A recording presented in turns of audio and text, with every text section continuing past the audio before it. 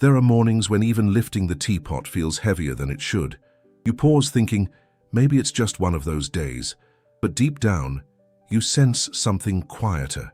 The body asking for support, not punishment. It isn't laziness. It isn't failure. It's simply a body that has served you well for decades, now waiting for you to listen differently.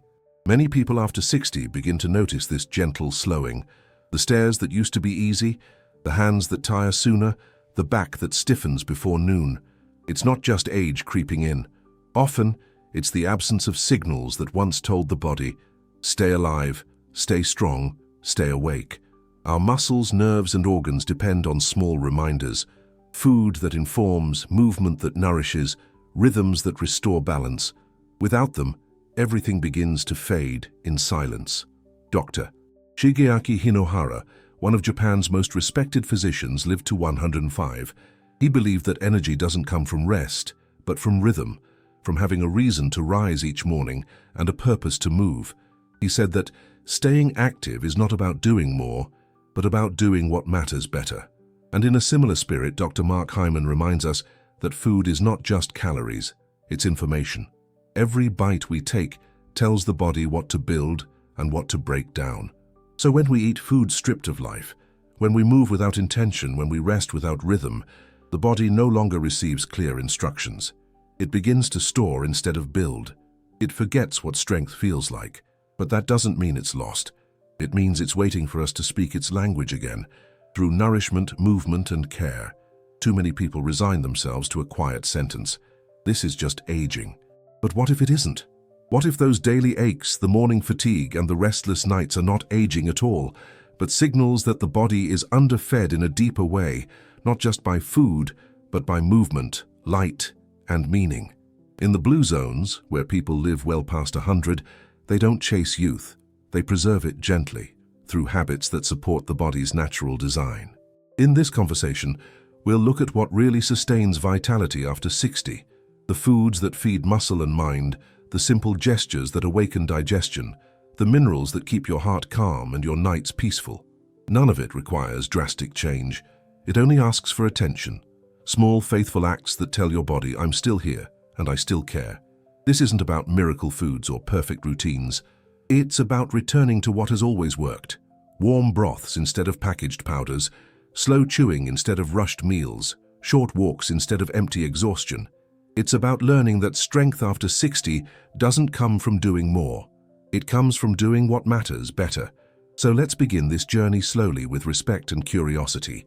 Let's rediscover the rhythm your body has been waiting to feel again, not through force, but through nourishment. Not through youth, but through wisdom.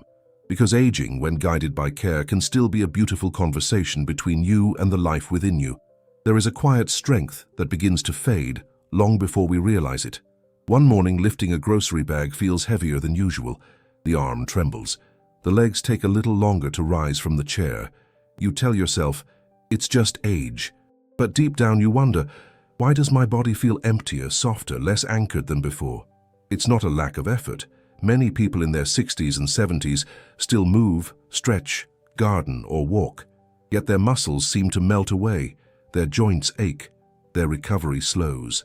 Science calls it sarcopenia, the gradual loss of muscle mass that comes with age. But the truth is more personal. Your body is simply missing pieces of its own puzzle. Those pieces are amino acids, small building blocks that tell your body how to stay firm, how to repair, how to hold itself together. Over time, modern diets became too clean, too filtered.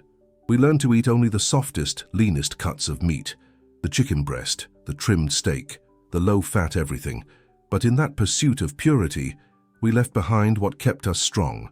The connective tissues, the skin, the cartilage, the slow-simmered bones that once nourished every part of the body. These humble parts hold amino acids called glycine and proline. They are not glamorous, they don't make headlines, but they are what keep your muscles attached, your joints flexible, and your tissues resilient. Imagine your body as a woven fabric. Protein is the thread, but collagen is the stitching that keeps everything together. Without it, the fabric begins to loosen. The shirt doesn't tear at once, it simply loses shape, sagging where it used to fit. That's what happens inside when your meals lose collagen. The body stops renewing its connective tissue. The muscles weaken not because you stopped moving, but because the structure that holds them has begun to fray. Studies now confirm what our elders once knew by intuition. When collagen is part of your diet, through bone broths, fish skin, or slow-cooked stews, muscles stay firmer, joints recover faster, and movement becomes easier. In Japan, where many live past 90 with supple joints and steady posture, meals often include fish with the skin, small bones, and tendon cuts. In Okinawa, broths made from pork bones simmer gently for hours, not for flavor alone, but for what seeps out of them. Those same amino acids that rebuild the body quietly meal after meal. It's no coincidence that older generations who still cook nose to tail rarely complain of brittle joints or aching knees. They might not have known the names glycine or proline, but they knew how to nourish the body's foundation.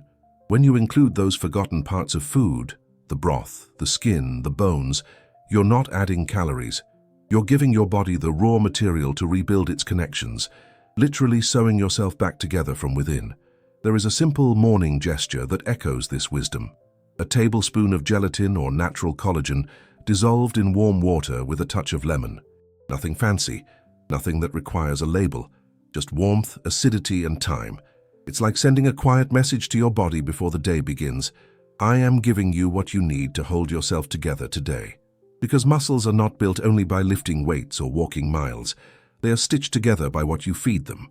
Every spoonful of broth, every bite of skin or tendon is a reminder of an old truth.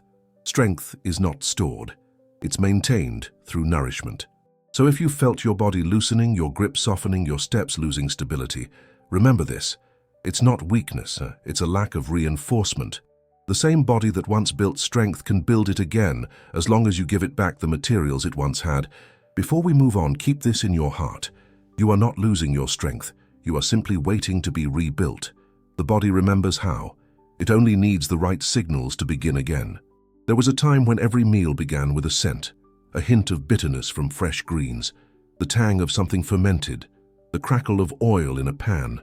Those first bites told the body that food was coming, that it was time to awaken the fire inside. But somewhere along the way, that ritual faded.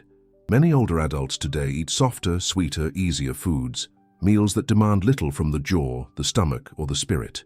They comfort in the moment, but quietly weaken the digestive flame that keeps us alive.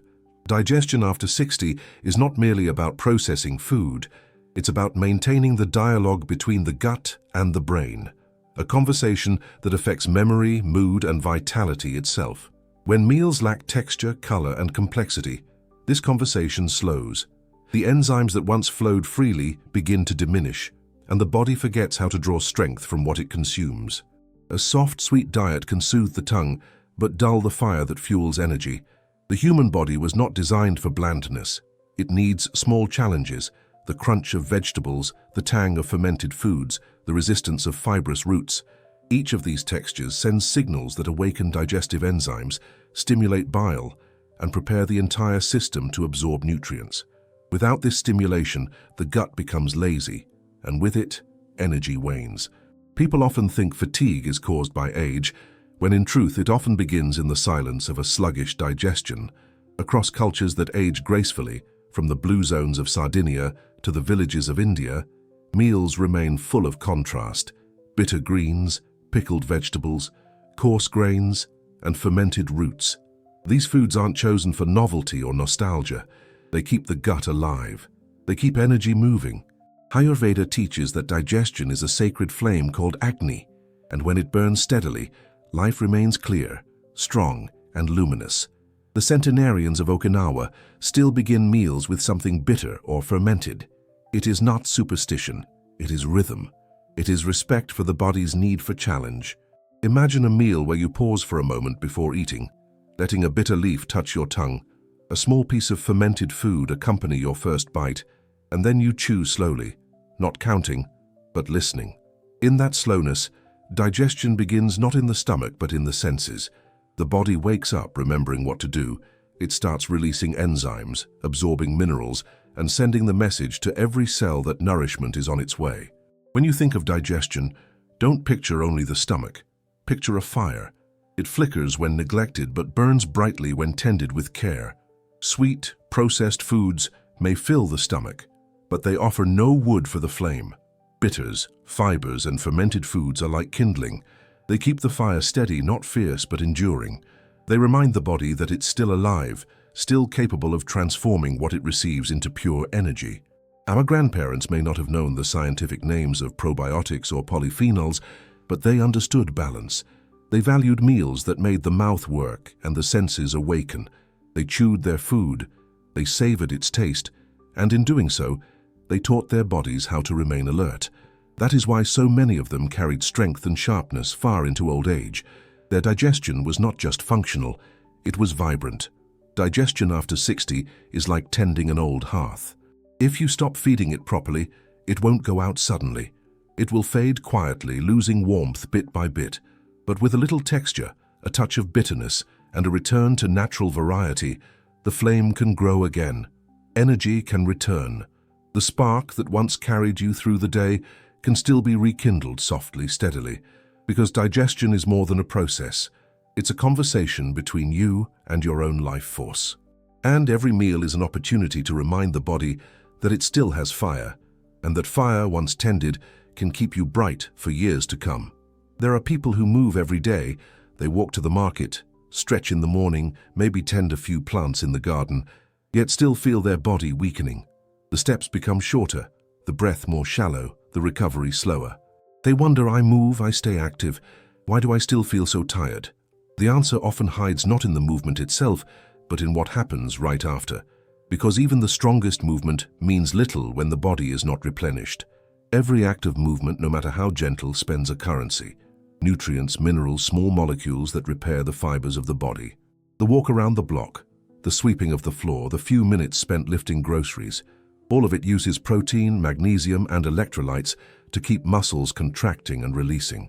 When the body isn't given what it needs to rebuild afterward, the muscles begin to break down faster than they renew.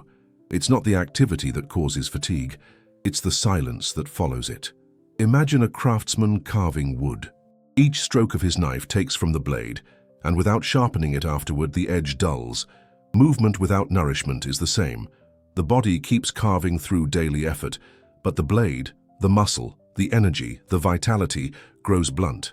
That's why recovery is not a luxury, it's part of the movement itself. It's what transforms motion into strength. In many of the world's long-lived communities, people still live by this rhythm. In Sardinia, after a day in the fields, men gather to drink a light broth or share a bowl of beans and greens, simple foods, rich in minerals and proteins. In Okinawa, after physical labor or walking to visit a neighbor, a small meal often follows. Miso soup, fermented grains or vegetables simmered in broth. These aren't indulgences, they are acts of restoration, ways of closing the cycle between effort and renewal. Modern life, however, has taught us to move on empty and reward ourselves later.